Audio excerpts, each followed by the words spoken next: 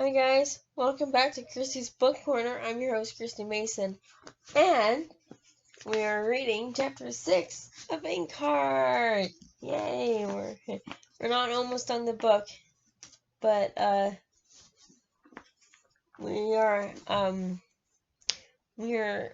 past halfway to the first 10 chapters.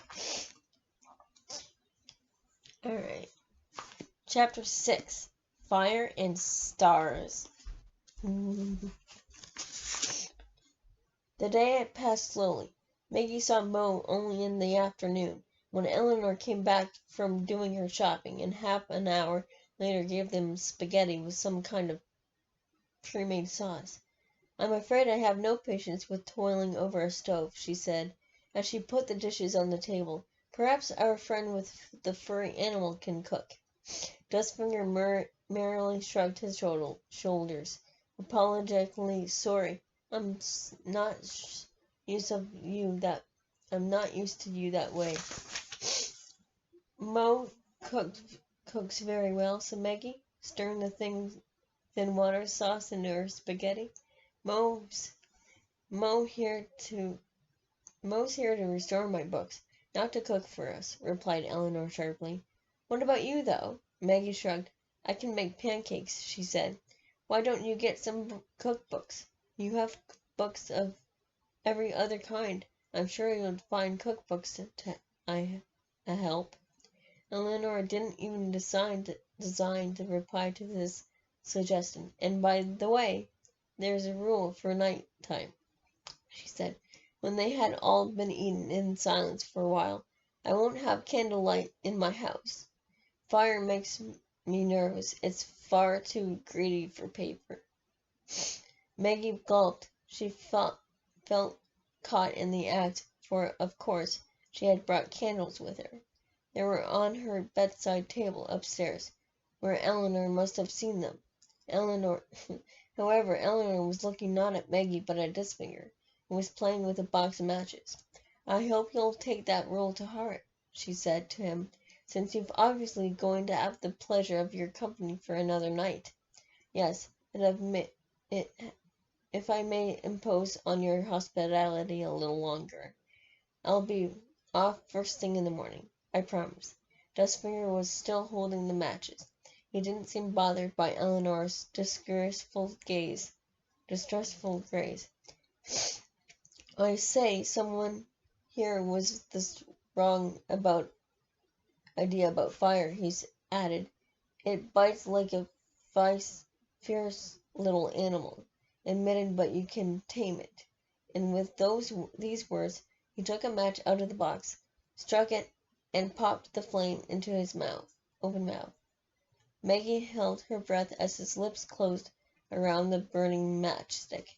Dustfinger opened his mouth again, took out the spent match, smiled, and left it on his empty plate. "You see, Eleanor," he said, It didn't bite me. It's easier to tame than a kitten, and almost as easy as a dog." Eleanor just wrinkled her nose, but Maggie was so amazed that she could hardly take her eyes off Dustfinger's scarred face. She looked at Mo. The little trick with the burning match didn't seem to have surprised him. He shot a warning glance at Dustfinger, who meekly put away the box of matches in his pant pocket. "But of course I'll keep the no-candle rule," he was quickly to say. "That's no problem, really." Eleanor nodded. "Good," she said. "And one more thing. If you go out again as soon as it's dark this evening, the way you did last night, you'd better not be back too late, because I switch on the burglar alarms at 9:30 on the dot." "Oh, then I was in luck yesterday evening." Dustfinger slipped some spaghetti into his bag. Eleanor didn't notice, but Maggie did. "Yes, I do enjoy walking at night. The world's more to my liking than not so loud, not so fast, not so crowded, and a good deal more mysterious. But I wasn't planning to walk this evening. I have other plans for tonight, and I have to ask you to switch this wonderful system of yours on a little later than usual." "Oh, indeed. And why, may I ask?"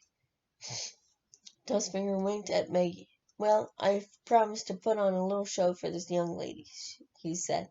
"It's been It begins about an hour before midnight. Oh, yes, Eleanor dabbed some sauce off her lip with her napkin. A little show. Why not in daylight? After all, the young lady's only 12 years old. She should be in bed at 8 o'clock. Maggie tightened her lips. She hadn't been to bed as early as 8 since her 5th birthday, but she wasn't going to the trouble of explaining that to Eleanor. Instead, she admired the casual way Dustfinger reached to Eleanor's hostile gaze. Ah, but you see the trick? I want to show Maggie wouldn't look so good in the day, he said, leaning back in his chair. I'm afraid I need the black coal at night. Why didn't you come and watch too? Then you'll understand why it all has to be done in the dark. Go on, accept his offer, Eleanor, said Mo.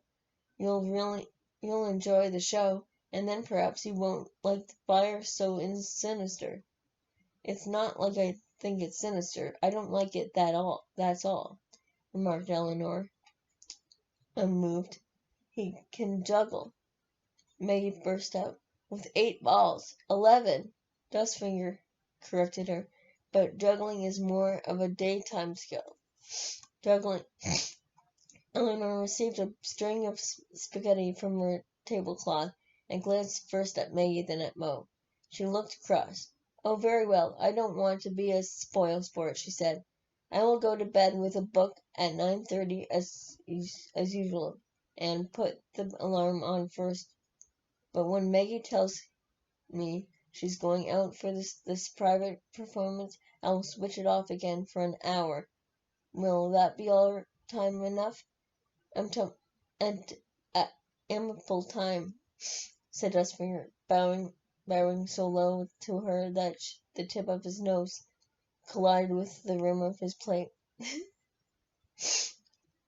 Maggie bit back her laughter. It was 5 to 11 when she knocked on Eleanor's bedroom. Come in, she heard Eleanor call, and when she put her head around the door, she saw her aunt sitting up in the bed, poring over a catalog as thick as a teleport directory.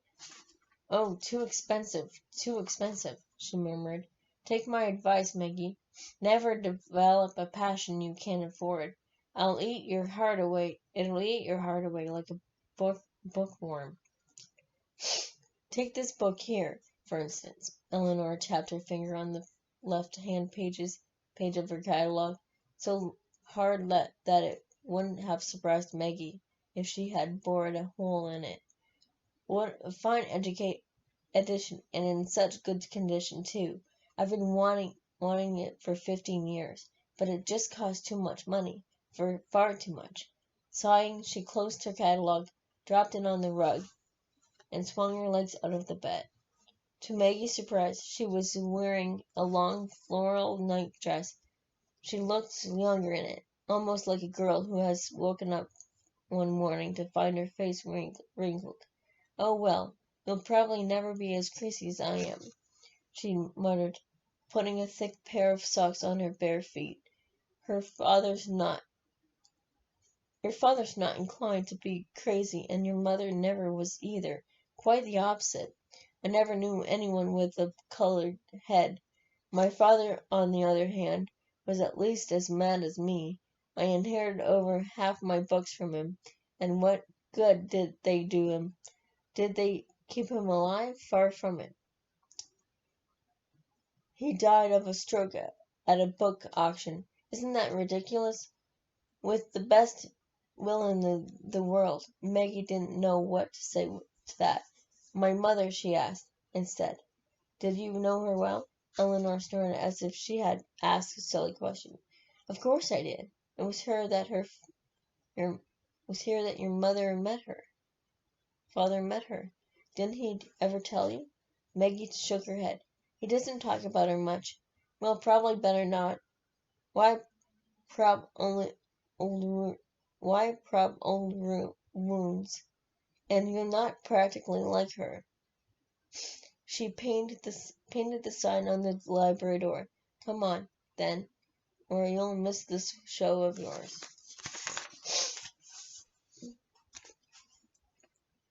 Maggie followed Eleanor down this unlit corridor. For a moment she had the odd feeling that her mother might step out of one of the main doors, smiling at her. There was hardly a light in the whole vast house, and once or twice Maggie bumped her knee on a chair or a little table that she hadn't seen in the gloom. "Why is it so dark everywhere here?" she asked as Eleanor felt around for the light switch in the entrance hall.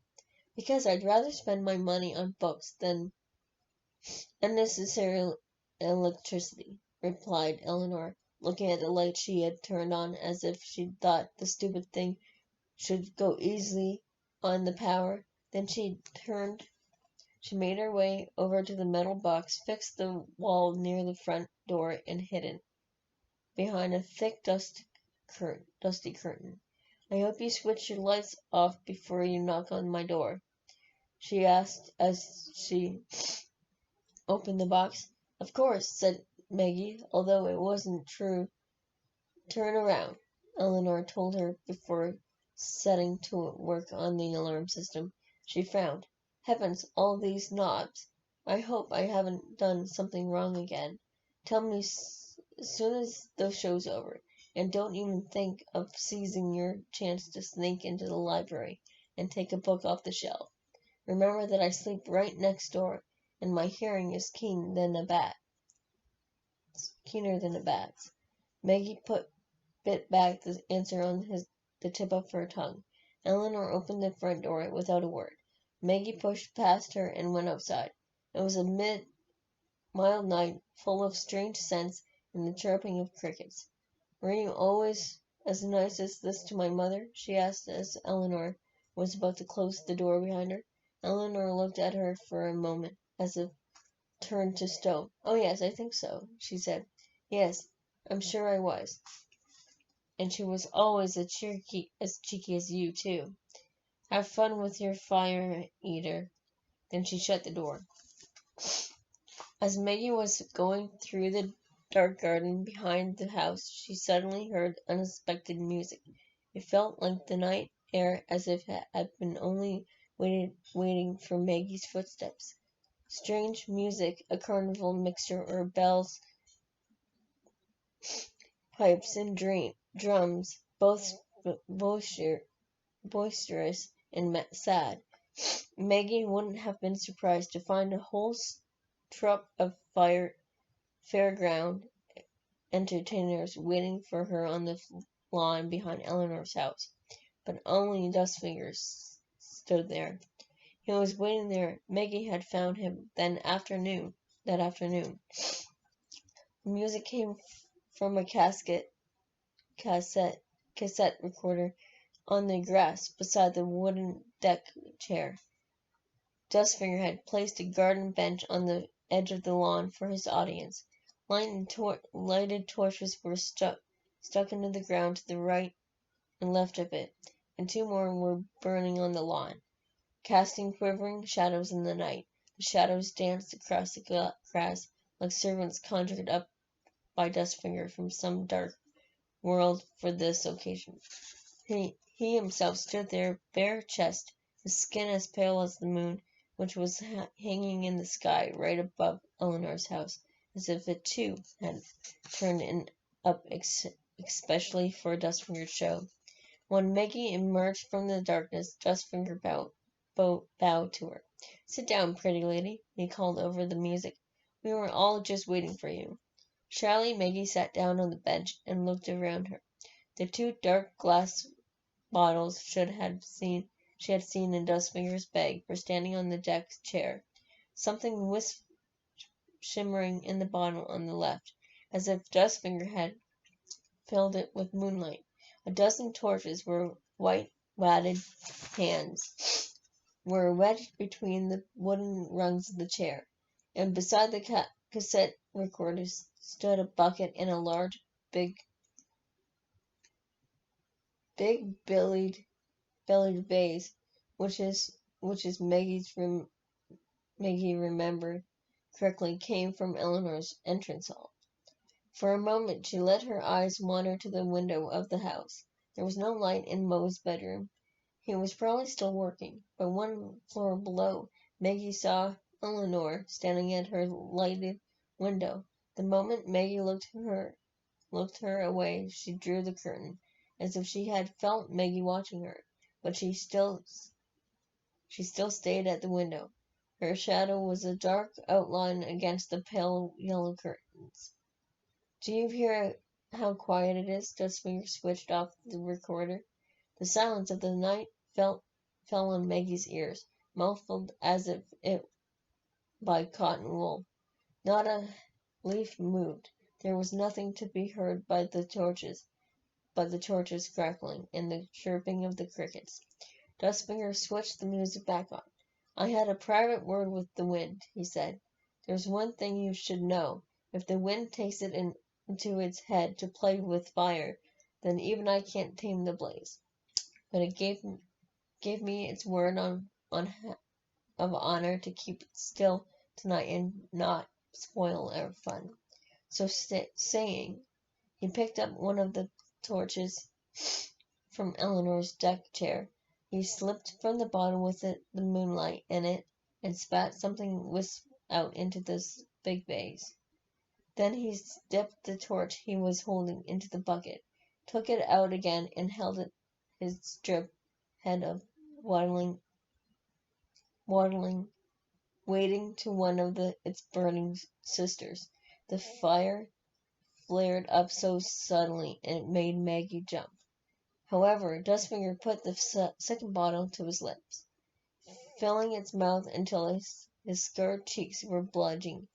Then he took a deep, deep breath, he arched his body like a bow, and spat whatever was in his mouth out into the air above the burning torch. A fireball hung over Eleanor's lawn, a bright blazed globe of fire. It ate away at the darkness like a living thing, and it was so big, Maggie felt so sure everything around it would go up in flames, the grass, the deck chair, and Dustfinger himself. But he just spun around and around on the spot, and burnt as a dancing child, bringing out more fire. He made the fire climb high in the air, as if to set the stars alight. Then he lit a second torch and ran its flames over his bare arms. He looked as happy as a child playing with a pet animal. The fire flicked his skin like something living, a darting, burning creature that he had befriended, a creature that caressed him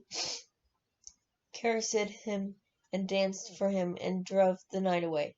He threw the torch high in the air where the fireball had just been blazing, caught it as it came down, it lit more, juggled with 3, 4, or 5 torches, their fire swirling around him, dancing with him, but never hurting him. Dustfinger, the tamer of flames, the man who breathed sparks, the friend of fire. He made the torches disappear as if the darkness had devoured them, bowed to the speechless Maggie with a smile, before once more spitting fire out into the night's black face.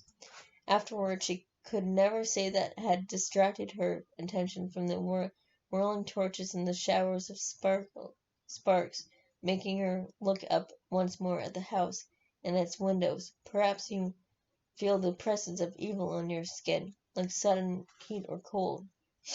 Or perhaps it was just like that the light now seeping through the library shutters caught her eye. The light falling on the redundant bushes where their leaves pressed close to the wood. Perhaps, she thought, she heard voices rising above Dustfinger's music, men's voices, and a terrible fear rose inside her, as dark and strange as the terror she had felt on the night when she first saw Dustfinger, standing out in the yard. As she jumped up, a burning torch slipped from his hands and fell onto the grass. He quickly tore out the fire before it could spread any further, then followed the direction of Maggie's eyes, and her too, looked at the house without a word. Maggie began to run. Gravel crunched under her feet as she raced toward the house. The front door stood ajar. There was no light in the entrance hall, but Maggie heard loud voices echoing down the corridor that led to the library. "Mo," she called, and there was the fear back again, digging in curved beak into his heart, taking her breath away. The library door was open, too. Maggie was about to rush in when two strong hands grasped her by the shoulders. "Quiet," breathed Eleanor, pulling her into her bedroom. Maggie saw that her fingers were shaking. She should lock the door. "Don't, Maggie," dragged Eleanor's hand away and tried to turn the key. She wanted to shout that she was helped her father, but Eleanor put a hand over her mouth and pulled her away from the door. Hard as Maggie struggled, hitting and kicking, Eleanor was strong, much stronger than Maggie. "There are too many of them," Eleanor whispered as Maggie tried to bite her finger. "About 4 or 5 big strong men, and they're armed." She hauled the struggling Maggie over to the wall by the bed. "I've told myself 100 times, oh, 1,000 times, I thought to buy a revolver," she muttered, pressing her ear to the wall. "Of course it's here." The voice carried through the walls without Maggie having to strain to hear it, rasping like a cat's tongue. "Should we get your little daughter from the garden to show us just where? Or would you rather find it for us yourself?" Maggie tried to pull Eleanor's hand away from her mouth. "Stop it, for goodness' sake," Eleanor hissed in her ear. "You'll only put him in more danger. Do you understand? My daughter! What do you know about my daughter?" That was Mo's voice. Maggie sobbed aloud, and Eleanor's fingers were slightly back over her face. "I tried to call the police," she whispered in Maggie's ear, "but the lines are all down. Oh, you know all we need to know." The only other voice again. "So where's the book?" "I'll give it to you," Mo's voice sounded wearily, "but I'm going with you, because I want that book back as soon as Capricorn has finished with it." Going with him. What did he mean? He couldn't leave just like that. Maggie tried making for the door again, but Eleanor held her fast. Maggie did her best to push her away, but Eleanor simply wrapped her strong arms around her and pressed her fingers to Maggie's lips once more.